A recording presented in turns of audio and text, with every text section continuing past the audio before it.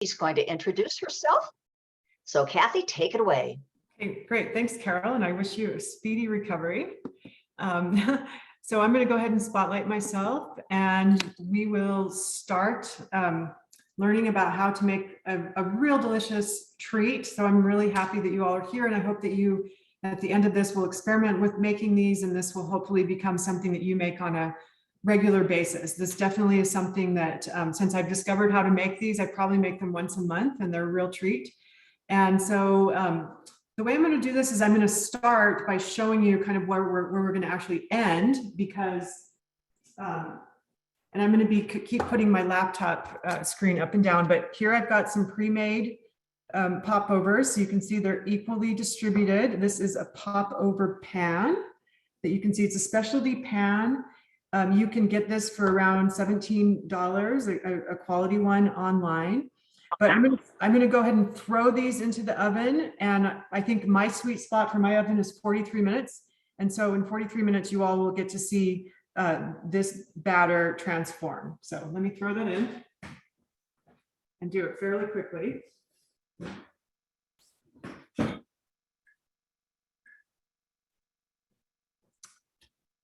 And there we go. So 43 minutes later, I hope you saw that batter, and you'll get to see something that's going to end up looking something like this. If you can see this, this is what a popover will look like.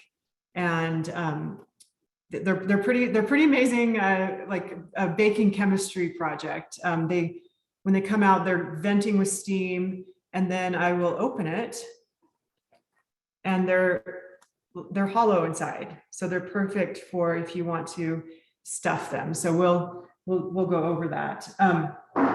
So I have a short PowerPoint that I want to share with you all to kind of go through how to make these, and then I'll actually demonstrate how to make them. So let me share my screen.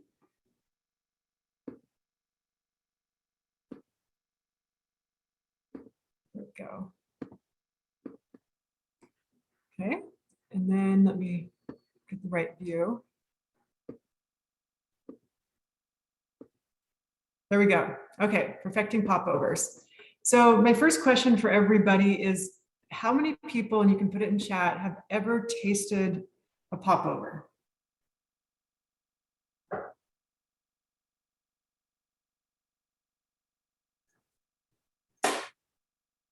And I can't see the chat, so Carol, if you let me know if there's, oh, now I see it, okay. Never, yes. Anyone else? Few people have tasted, so it's kind of a. Oh, sorry, I was muted. Yeah, I have had them. We used to make them once a month in my childhood as a treat. So nice. I've had them, Marie, Sheena. Sheena never. So Marie, okay. Carol, Jackie, let's see, Gypsy with an exclamation point. She loves them as much as I do. Robin has, Joanne has, and that is it.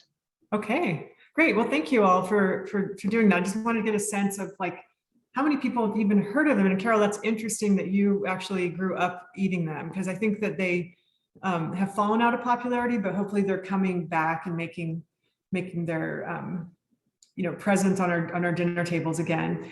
I had never even heard of one till it came into like this magazine I get, and I made it and I started playing a lot with it and was really just delighted by them. And now I'm a real popover fan.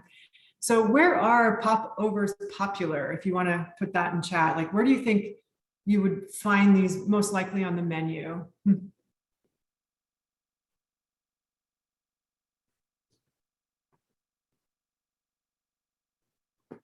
can do wild guesses.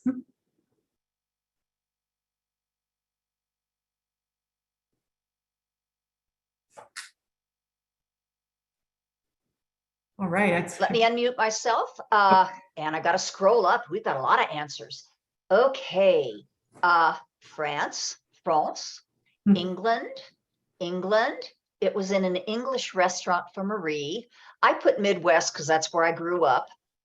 England, another Midwest. So 3 Midwest, 3 Englands, and a France. Okay. Well, what I read is that popovers are most actually popular in the Northeast. And so I have a picture of the Northeast in New England. They're more popular, and that makes sense because of their kind of origin to England.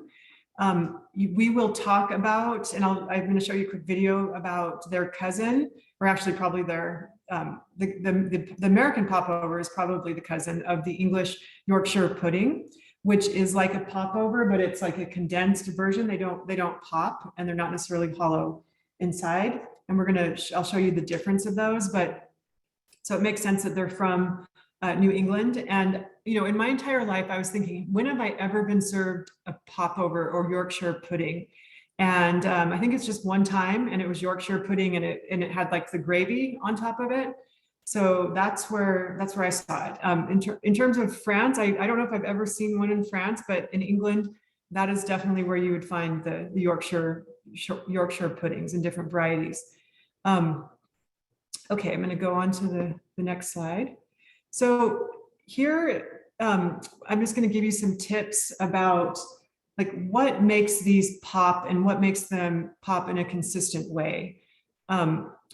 So the first thing is high consistent heat. And I'm sharing with you like all the failed attempts I've made at these and how I finally have been able to figure out how to consistently get it to pop and be hollow like this.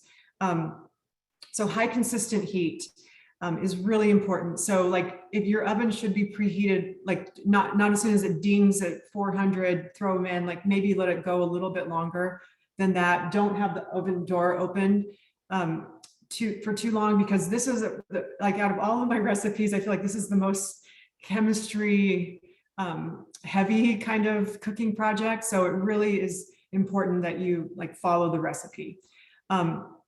The other thing in the way that they pop is you saw my batter, and what's going to happen is with that special pan, how the air circulates, they rise by steam. So there's no leavening in the recipe. There's no baking soda or sourdough or baking powder, anything. It's really just how you prepare the batter, and the steam is going to raise it. It's going to mix the protein in the eggs, and the gluten in the flour are going to, and the butter will make the shell. It's going to slowly form this like shell. And that when that becomes hard enough, the steam will pop it up. So like if I look right now in my oven, they're just the butter's kind of bubbling right now. They haven't started popping. The other thing is, this is a very hydrated batter. It's well over 100% hydration. And the hydration rates mean like what percentage of flour and liquid is in a recipe. So because of adding the hydration of the eggs that we'll put in, I would estimate that this recipe is over 200% hydration. So there's twice as much liquid as flour. So they are very runny batters. As I research this, it's really all over the place. You're going to get some drier batters and some really hydrated batters. And I think my recipe is consistent. So, but you can still play around with that. The other thing is like the structure that's formed by the gluten. So I've played a lot with different flours on this. And does anyone want to take a guess of what the protein content is of all-purpose flour in the chat?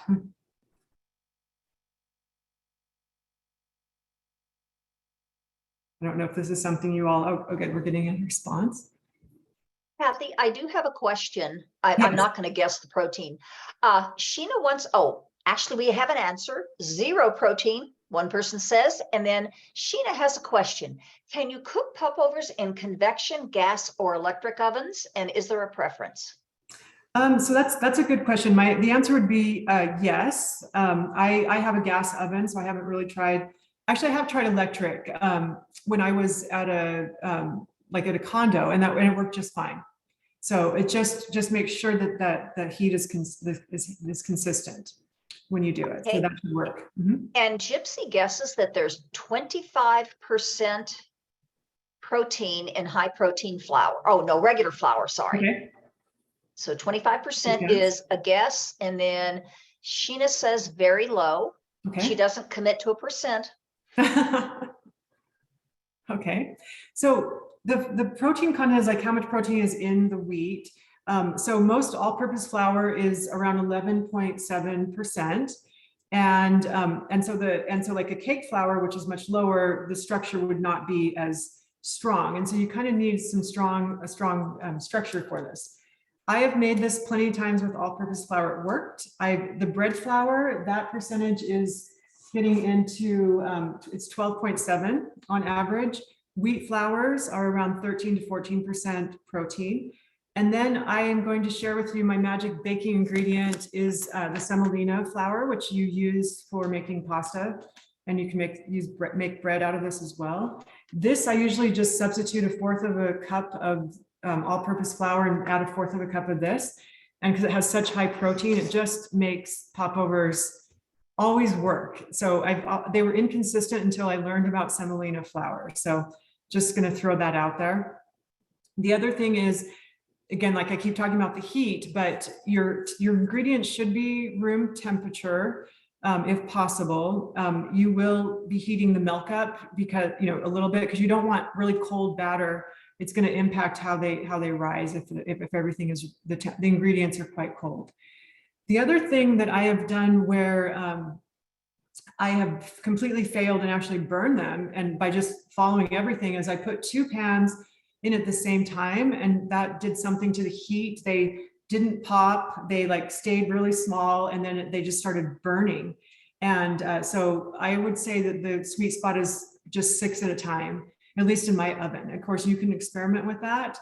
And that's one reason why we're not doing this in person, because I was like, I only can do 6 at a time. So it would take a long time to cook, all of those popovers. Kind of going back to Sheena's question, you can also cook popovers in a muffin tin like this. So this will work just fine if you don't have a popover pan. Since I've been doing it, I always prefer a popover pan if you have it, but this will work fine. My experience with using muffin tins is they taste fine and they look cool. You just don't get the cylinder kind of look. It'll be more like a round ball. They almost pop right out of the muffin tin and you get like a pop ball, something like that. That's been my experience. But again, they taste fine and they work out just fine.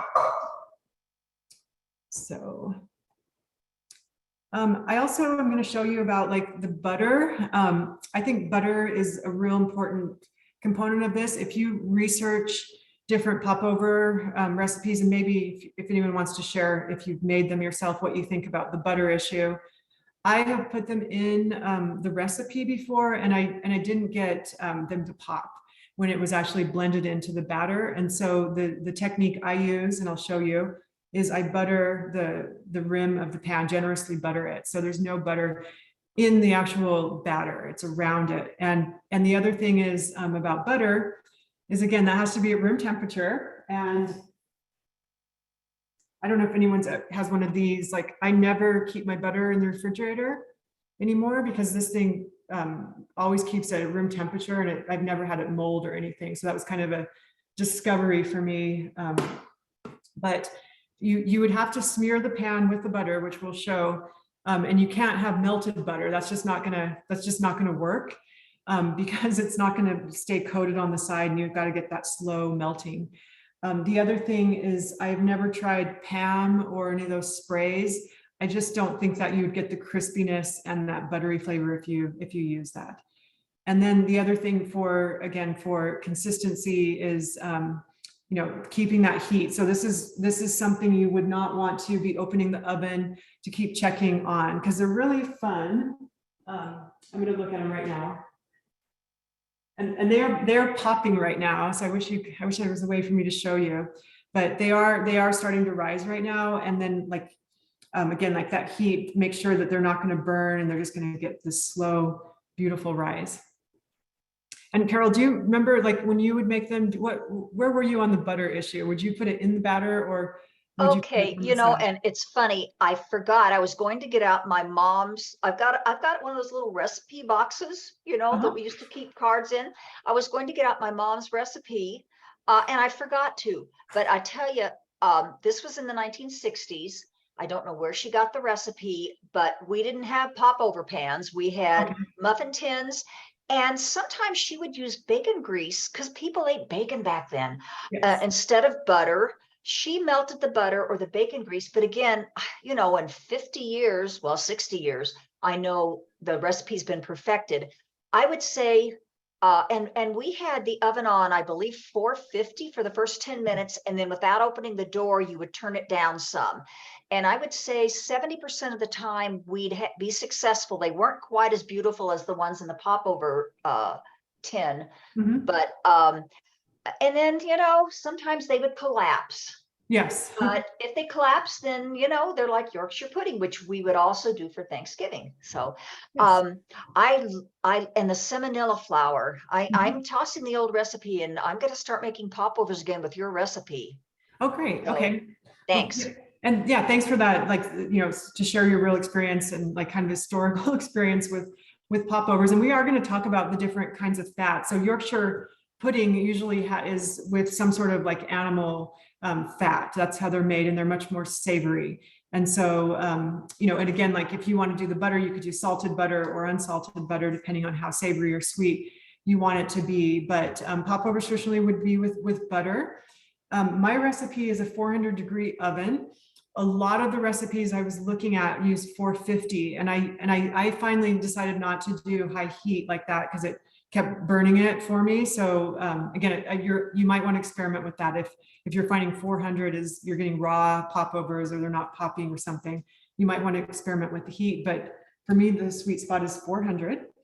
And then, because like I said, this is the ultimate chemistry project. Okay, so, oops, let me go. Can't read my, let's see, sorry. It's covering my, what does it say? Okay, what makes a popover less than perfect? So we've sort of talked about this, but again, like the temperature can burn them if your oven's too hot or too cool. I think the wrong proportion of ingredients is also key. So like, this is not one where you kind of wing the flour, like, oh, let's just do a heaping cup of flour or something. I think you need to be pretty consistent on that. I also love to experiment, like, well, what would happen if I made these with chocolate milk? Or what would happen if I made these with buttermilk? Or if I put sugar in them or cocoa powder? I mean, I love to experiment with things.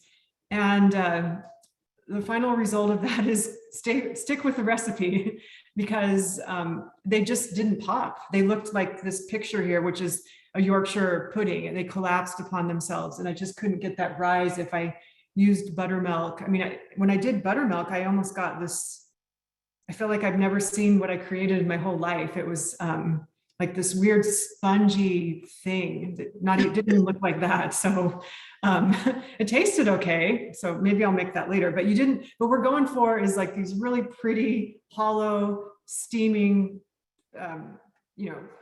treats. So that's what we're going for here. The other thing, when I started, I was like, well, I don't feel like buttering these. Why don't I just put muffin liners in? The paper became part of the popover. They could not separate the two. It like became like glued into it. So because there's no fat, so I wouldn't use the muffin liners at all. That was an absolute fail. And then I shared with you when I had used melted butter, that also resulted in a fail. So, experiment with what you want, but that's the purpose of this class, is to experiment and is to share with you what I've learned through my experimentation. Okay, so we've talked about Yorkshire pudding. This is when I was served it one time in my life at a restaurant. It kind of looked like that with the gravy, and like with special holiday meals. I think you'll find those consistently in England on the dinner table, the Yorkshire pudding. And I have a really fun video, and this is about 6 minutes. And I'm going to show it to you. And I'm actually going to, I hope this works directly from the PowerPoint. But this is a really funny chef talking about how he makes Yorkshire puddings. And I also like to show you his methods, because he's, I think, a more skilled chef, whereas I'm kind of a cut corner kind of cook. So you can see, like, the perfect methods And then after we see this video, I will show you how I make the popovers. So here we go. Hello, this is Chef John from foodwishes.com with Yorkshire Pudding. That's right, as a child growing up, I loved pudding. So it was a little bit of a shock to me when I came across Yorkshire Pudding, mostly because it wasn't pudding. But then I learned how the British people call almost everything pudding, including sometimes even actual pudding. But anyway, while not the sweet dessert it might sound like, this savory pastry cooked in rendered beef fat is incredibly delicious and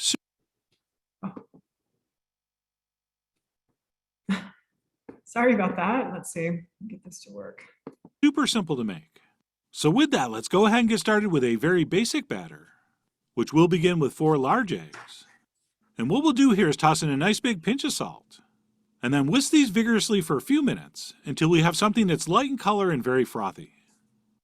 And hopefully looking a little something like this. And then what we'll do once that's been accomplished is stop and add our flour. Just regular all-purpose flour, plus some whole milk. And then we will continue whisking until the mixture is extremely smooth and lump-free.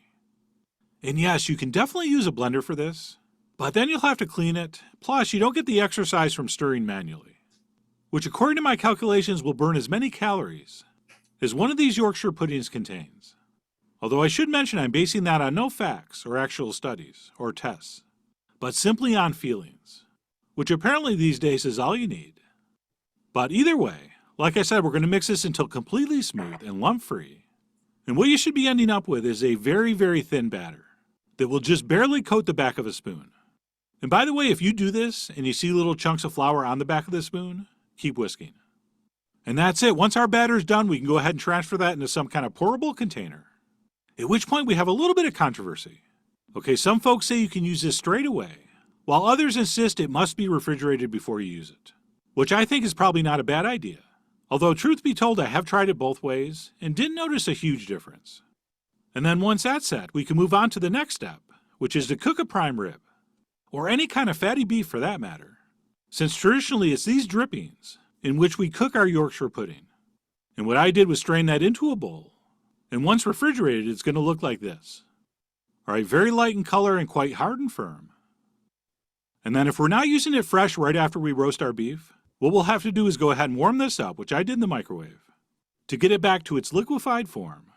At which point we can use that in whatever pan we're going to use for this, which for me is just going to be this basic muffin tin. And how much exactly depends on who you talk to. All right, some people think like a teaspoon's fine, while others will fill this like a quarter of the way up. All right, personally, I go with about a tablespoon, but suit yourself. I mean, you are, after all, the Bojo, of which way to go. But I will say that the more fat you use, the more flavorful these are. Not to mention the exteriors are going to get a little crispier. And then besides just spooning some of that in, we will also take our finger and grease the sides and top as well. Which reminds me, try to use a nonstick muffin pan for this. Okay, I actually don't have one, and I'm not sure why. But the nonstick are a little safer, as these can tend to stick a little bit at the bottom. Although it's usually not too bad, and you can fairly easily pry them out. But I thought I'd mention it anyway, just in case you have a nonstick. And then what we'll do as soon as those are greased is go ahead and transfer those into the center of a 400-degree oven for about 10 to 15 minutes, or until our rendered beef fat is smoking hot. And no, we didn't forget to put the batter in. All right, one of the secrets to Yorkshire pudding is to add the batter into the really hot fat. So as soon as that comes out, we'll go ahead and pour our batter in. As quickly as possible, by the way, which is why I'm not going to have time to change the camera angle. And we're going to fill these just about past halfway, and then once those are filled, we'll go ahead and add whatever else we have left, and distribute it here and there wherever we think it's needed. But don't take too long, like I'm doing here, because we really do want to get these back in the oven as soon as we can, which is the last and final step. So once those are set, we'll go ahead and transfer those back into the center of our 400-degree oven for about 25 minutes or so, or until beautifully browned and extremely puffed. At which point we will immediately take a knife and poke a hole in the top of each one to release the steam.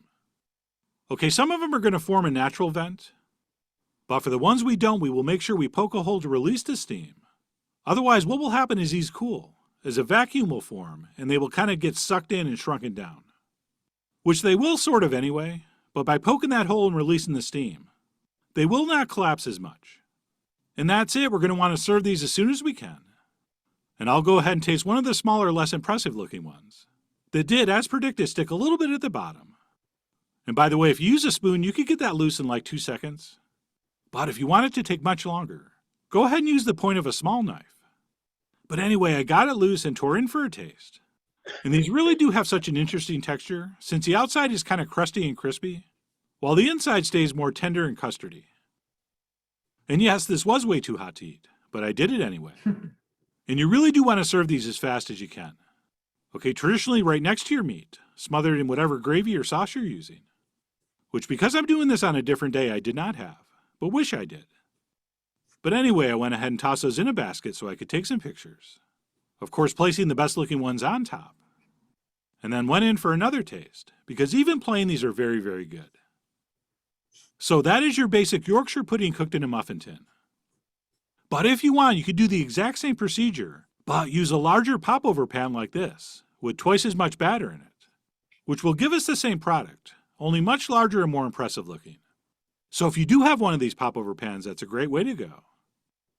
Oh, and by the way, just for fun, I ended up cooking one more batch in the popover pan, but I did not poke the holes to release the steam. And as you can see, after just a few minutes, that vacuum created inside while these cool pulls everything inward into a much denser, more compact pudding. Okay, it's sort of similar, I guess, to what happens in space with a black hole, or as they call it in Britain, black pudding. But anyway, just a little bonus footage, in case that happens to you. And it really won't affect the flavor. You'll just lose that beautiful cavity inside.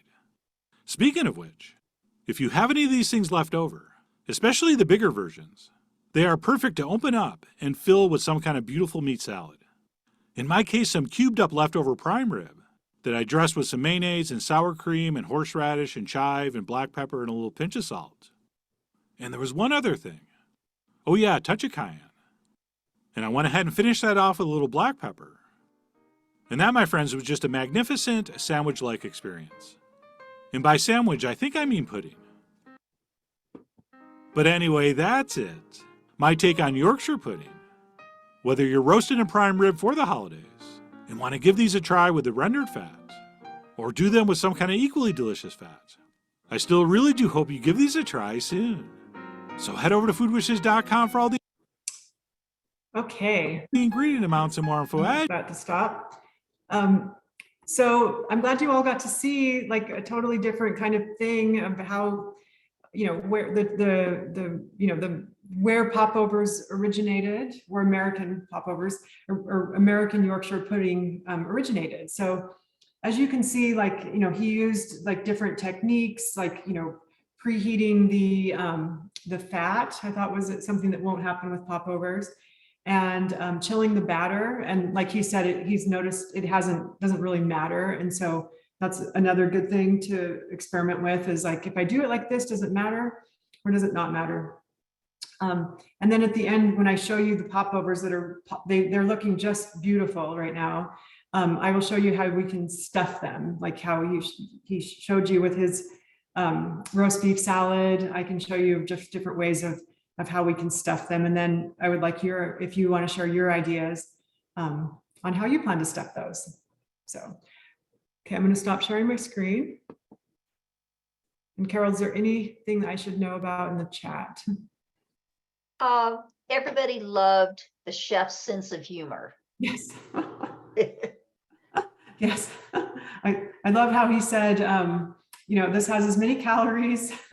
Eating one of these is, if you make them, it burns off as many calories as it takes to make them. I think that's funny. Well, I'm glad you all liked his sense of humor. And I think he's also like really instructive and gives you, different tips. And I just appreciated seeing a different viewpoint.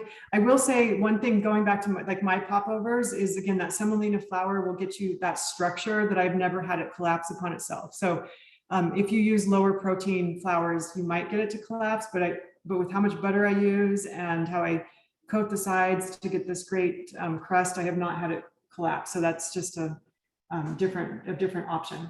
Kathy? Yes. It's Marie. I saw these made, but they weren't, they were Yorkshire pudding.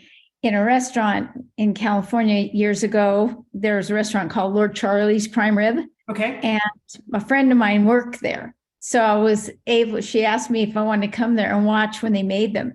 And they did use a lot of that fat, but Okay. they were really tasty, but they didn't all puff up. A lot of them, they served them anyway, even though they collapsed. So it made me think of cream puffs for me, because I've had cream puffs either, puff up or fall down.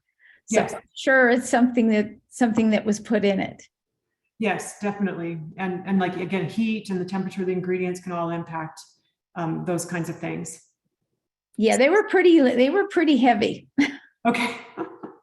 But even like I keep saying, like if it doesn't puff up, they still taste pretty good unless they're burned. So they're still edible. But if you want, like, again, like this, like if you want to stuff these, follow the recipe to get that delicious custardy, eggy flavor inside and they really taste better right out of the oven. Like, so I was going to say, like, these, you can refrigerate them and reheat them in a toaster oven and they'll still taste good, but they really are something you should eat like within like 5 minutes out of the oven. That's the sweet spot for them tasting absolutely amazing. So I'm going to now show you my method for making popovers. I'm someone who likes to use makes as little mess as possible when I make things. So sometimes I make it all literally in just this without using other bowls, but I'm going to show you a little bit better technique. So I think you sent out the recipe, so I'm going to go ahead and just show you like how I make this. So I have all-purpose flour here, and the first thing is a cup of this, or you could use a cup and a fourth if you don't have the semolina flour. So, and actually I'm going to sift this because for some reason this brand of flour is kind of lumpy. So I'm going to sift it. This might take a while, but you don't want those lumps because you don't want like to create any opportunity for that crust not to form. And again, it's steam that will make these rise. So you want a pretty consistent flour here. So I'm going to go ahead and sift that just because in other batches it was pretty lumpy. So there we go. And then I'm going to put in a fourth of a cup of the semolina flour.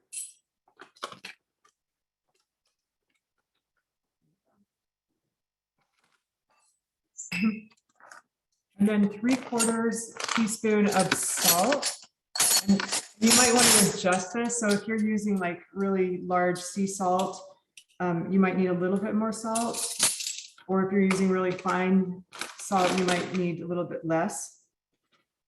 So ideally it's by weight, but I don't have this recipe by weight. So let's see, 3/4 teaspoon of salt. There we go. And I'm just using Himalaya pink salt, or you can use any salt you want. And then I'm going to mix these ingredients, the flours, so it's fairly evenly and one other cool thing about semolina flour is you can see if you're mixing it well because the yellow color will kind of disappear. There we go. So there I've got my flour. Kathy, there's a question. How did you put the flour into the measuring cup? In other words, I guess they're asking, did you put it directly or did you sift it? I'm not sure. Jackie's the one who asked the question. Yeah, so I just went ahead and put the measuring cup into the bag of flour, and then I kind of use my hand to just kind of make sure it's not going to be a heaping one, and then it's firmly packed. So that's the method I use. But you could pour it in there and use like a chopstick to or a knife to make sure that it's even. So just as long as you don't have like two, it needs to really be 1 cup. So make sure it looks like it's fairly packed in there and not heaping. So good question. So I've got my flour here, and then I have this bench scraper that just makes cleanup so much easier with flour. Okay, so the next thing is we're going to use 1.5 cups of whole milk. Some recipes are like 2% milk. I think that would be fine. You want the fat though, for these. And one thing though, again, is like I said, I wouldn't use buttermilk. So I'm gonna go ahead and pour a 1.5 cups of milk into here. And then, because this milk is actually pretty room temperature, so I'm not going to microwave it, but normally if it comes right out of the refrigerator, I would microwave it for around 60 seconds. You don't want it to be too hot, but again, you don't want it to be too cold. So I've got a 1.5 cups of milk. Now, the next thing is the 3 eggs, and you saw in the video, like how much he whisked them to burn all those calories. So when I do this at home, I would probably just throw the eggs into here. But in this case, I'm going to go ahead and like beat them in here and then combine the two. So it's 3 eggs. And the reason you might not want to put them directly in there is like, you know, if you get shells, you wouldn't be able to see them when you're combining it with milk.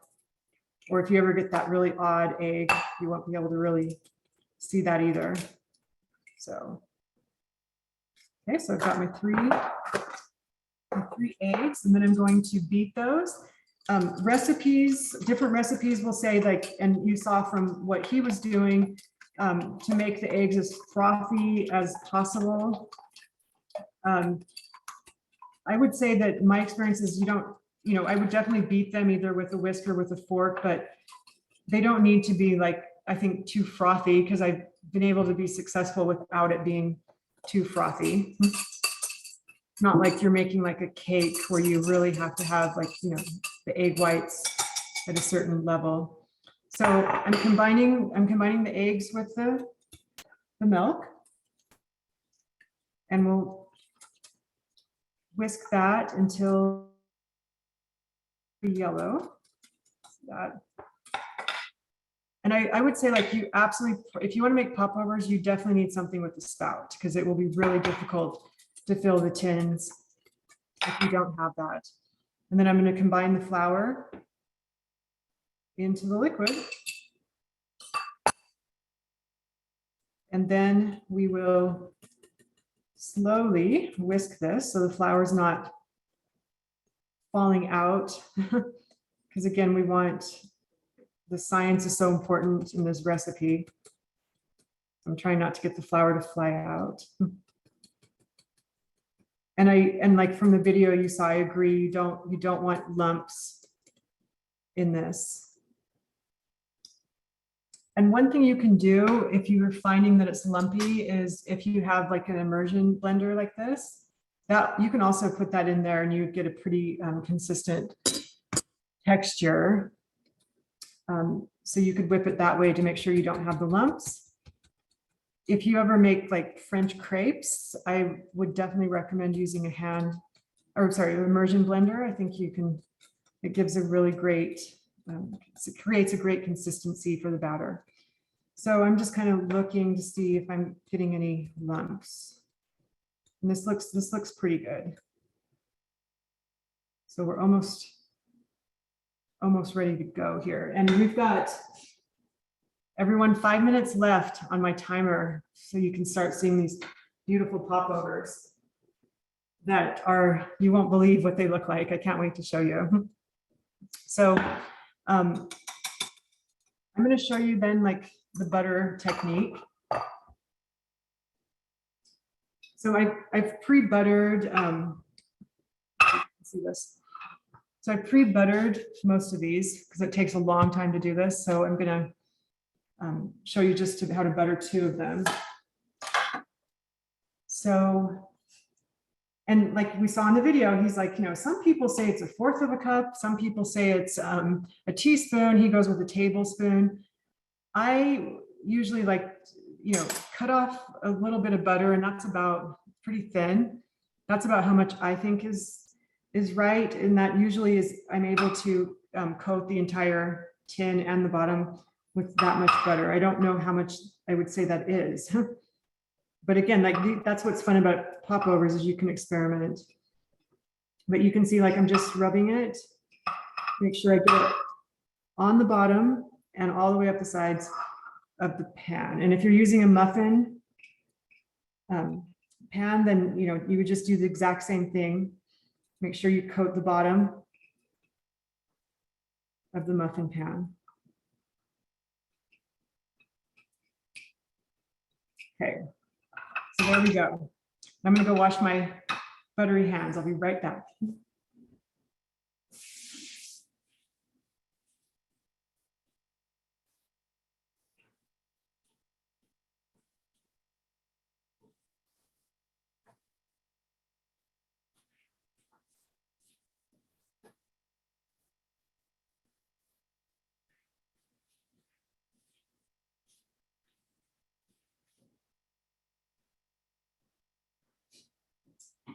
Okay, now we're going to fill the tins. And as you saw, his technique is, he uses a spoon to catch any kind of drips from it. And butter over here. So I would say that when you fill these up, this recipe it'll be not quite to the top, but maybe you're filling them up 90% of the way. I think you need to try to do your best to get them even, because you don't want to, it'll be a big mess if you're trying to take some out of here and put some into here, and then you'll be losing your batter along the way. And for, even cooking, you want them all pretty much the same. So that's kind of critical. So here we go. We're going to fill these up. Catch the drips. Ooh.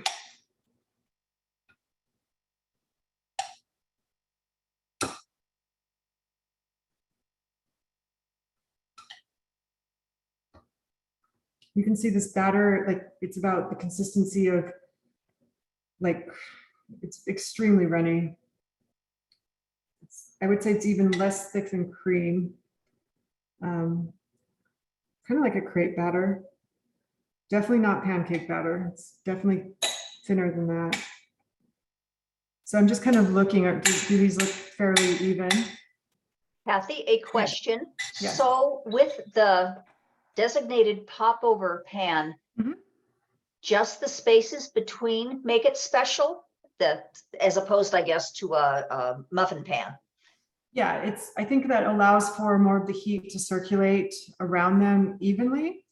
And so here's the muffin pan. So you've got, you would just have more metal here that the heat's not going to circulate as freely.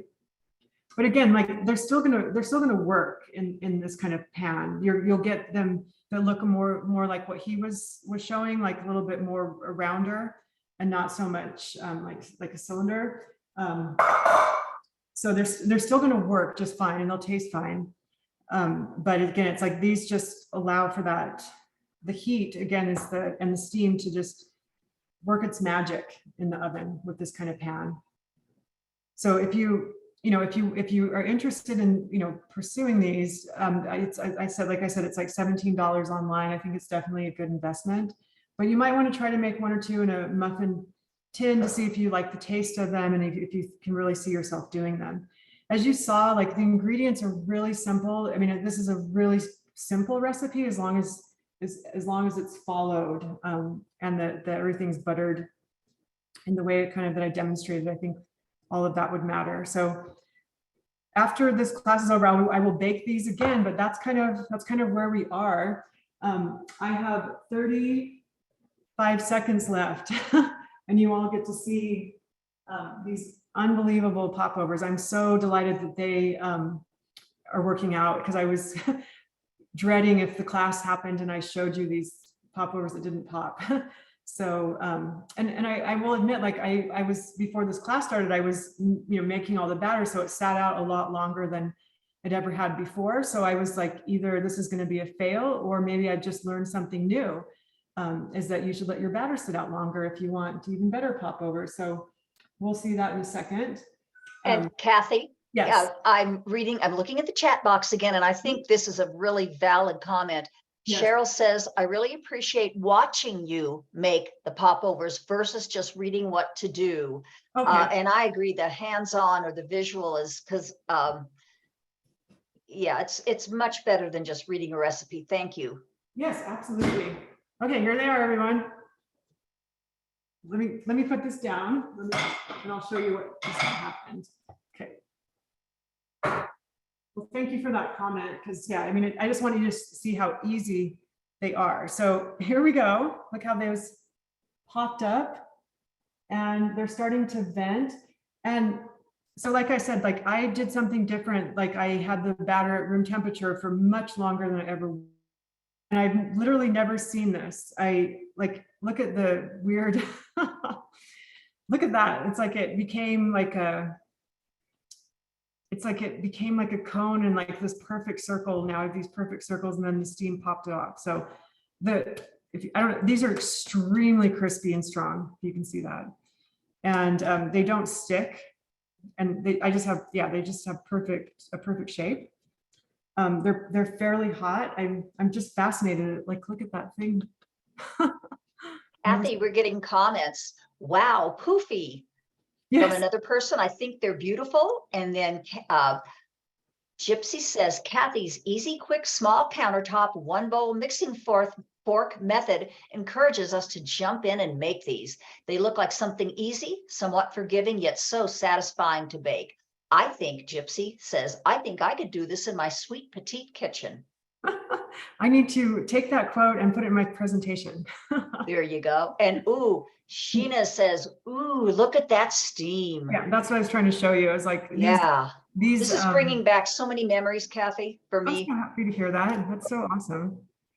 You can see like, yeah, how much steam this is. And one other quick method, and that's, he sort of touched on it, is some people will take these out earlier and they will poke them and let them deflate a little bit and then throw them back in. I've never tried that method, but that's just another idea. So you want these to cool, like, I don't know, maybe 2 or 3 minutes. I always think it's fun to watch how they're venting. Like enormous amount of steam comes out of these.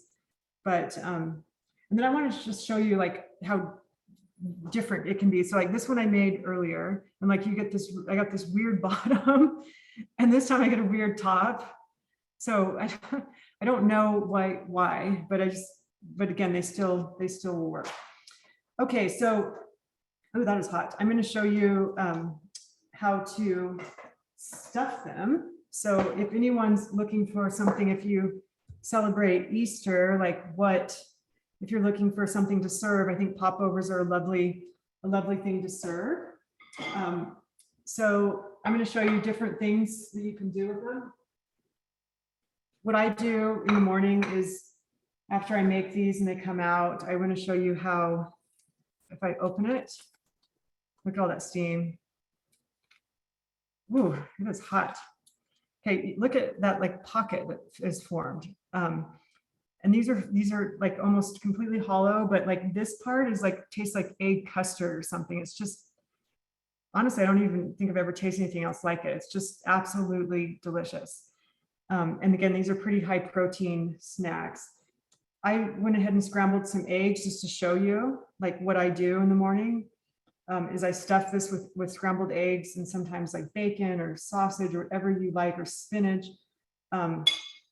You can stuff it and then kind of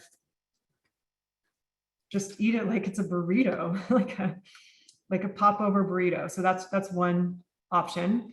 And a lot of times you can put this, like my son sees these and he knows there's always treats inside of some interesting thing that I put into it. Again, you can also put like, any kind of salad that you want, like tuna fish salad or whatever you want. It's kind of use this as a sandwich. So that's one way you can do it. And then the other way, and I'm going to use the cold popover because these are just so steamy. So you can put, I have some strawberries and cream here.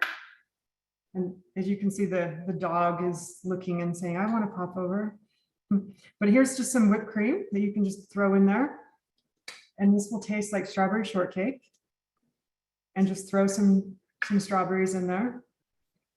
And then kind of close it and just eat it like a strawberry shortcake burrito, or however you want to eat it. They also are delicious. Like sometimes when this one's steaming, so I'm just going to go ahead and open it. Like I like to take the bottom off. I throw butter in there let it melt, and then I just eat it. It's also delicious just with butter because this has such an egg rich flavor. And then yes.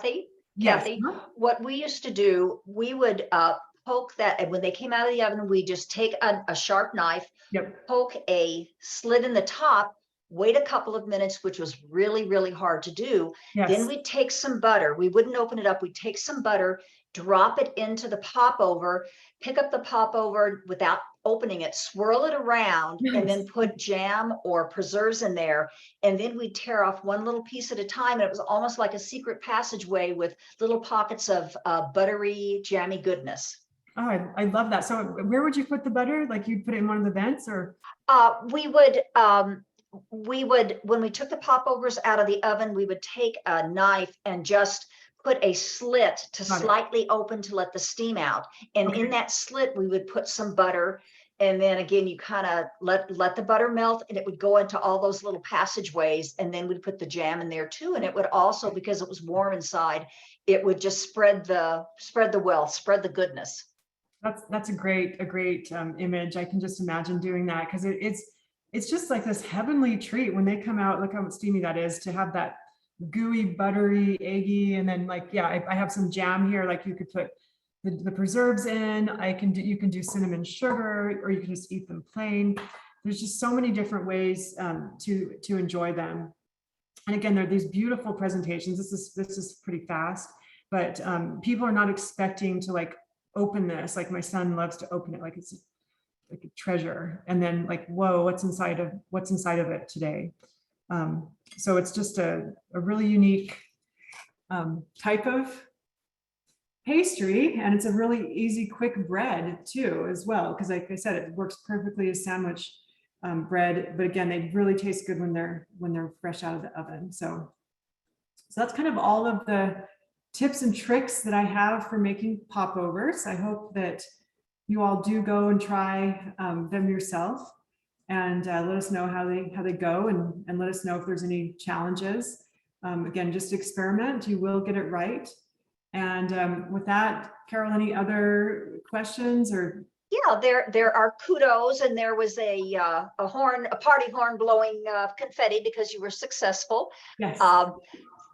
Here's one comment. Thank you so much. I've really enjoyed this. I'm going to try some. Happy Easter. Thank you very much. Lots of comments like that. And I think I'm putting a popover pan on my Christmas list this year because, yeah, and I think the semolina, I may try the muffin pan, like with my mom, modify my mom's recipe and put the semolina in there. Okay.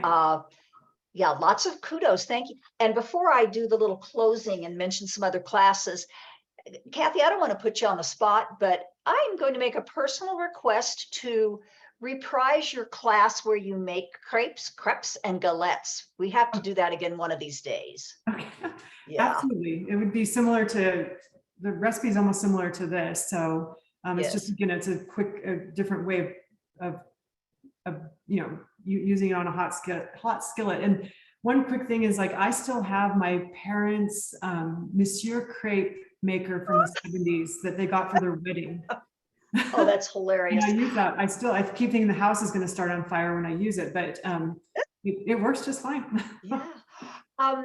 There's one person still asking, will we get the recipe? And Sheena said the recipe should have gone out with you all in the email. There is a link in the email. The very last, we've gotten several invitations to this class. And if you scroll down, there is a link to the recipe for everyone. Okay. If there are no more comments, let me just, and we'll thank Kathy at the very end because we want to make that our ending. Let me mention just a few NKA classes that are coming up in the next week. On Monday, the 10th, on Zoom at 10:30, we have Indigenous Original Boise Valley People and the annual return of their descendants. And in this class, you'll learn about the original inhabitants of the Boise Valley and the return of the Boise Valley People, which is an annual gathering of their descendants. Then on Tuesday, the 11th, at the AARP building downtown, we have a Native nurse experience in Vietnam. And this Navy nurse will talk about, or she will share her personal experience aboard a hospital ship on Station 1 Corps in Vietnam in 1968. That sounds fascinating. On the Wednesday, the 12th, we have a class entitled Hanford Nuclear Facility, Pacific Northwest Downwinders. In this class, you'll learn what a downwinder is. You'll learn about the most toxic nuclear areas, background of the issues, clinical relevance, education, health risks of nuclear accidents, and location of the Hanford Nuclear Facility. If you would like to register for those classes, I am going to, in a moment, put in the chat box the CVent link where you can register for these classes. So let me do that. And Kathy, thank you so much. We really appreciate this, and I am hungry. Me too. Thank you, everybody. Enjoy your days.